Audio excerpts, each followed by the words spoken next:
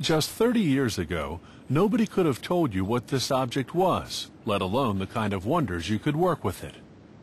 Well, times change, and today, it's hard to imagine a single modern home or office without at least one of these revolutionary devices. It takes about 90 minutes to assemble a computer. Its hard disk drive saves information transmitted to it for a long time.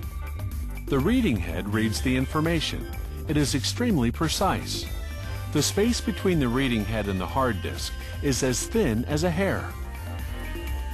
The hard disk is installed in its position within the computer.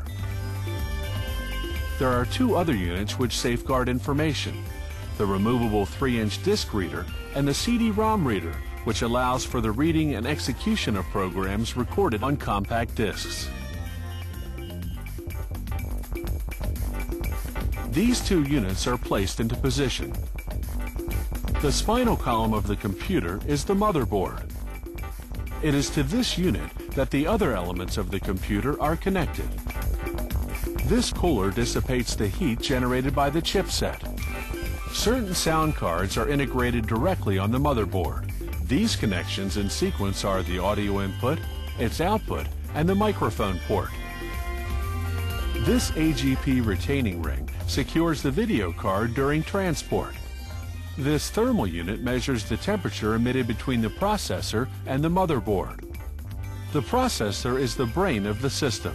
It interprets, calculates, and executes the instructions given to it. The processor has several million transistors, and its cadence, its operating speed, reaches the gigahertz level. The processor rests on this base. The processor's cooler dissipates the intense heat.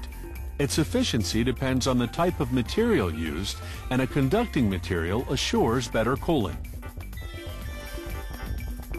The RAM memory stores short-term information, but erases it when the current is turned off.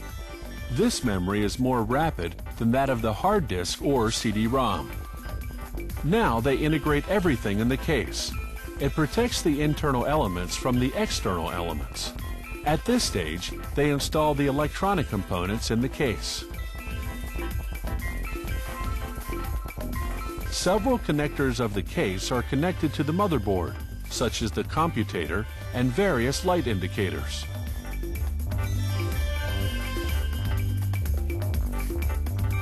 This is the output connection for the video card, which links the computer to the monitor.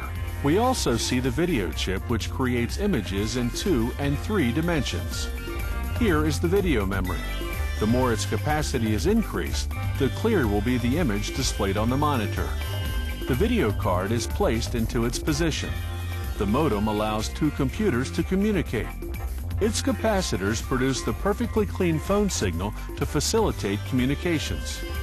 These modem chip connectors control information circulating between the two computers. The fax modem is installed.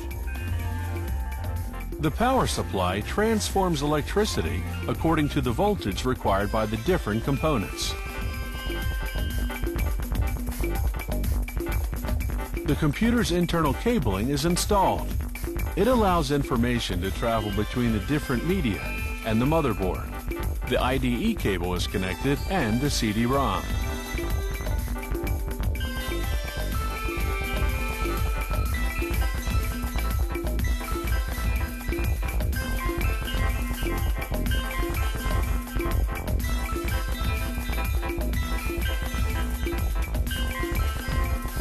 The last electrical wires are connected to different computer components.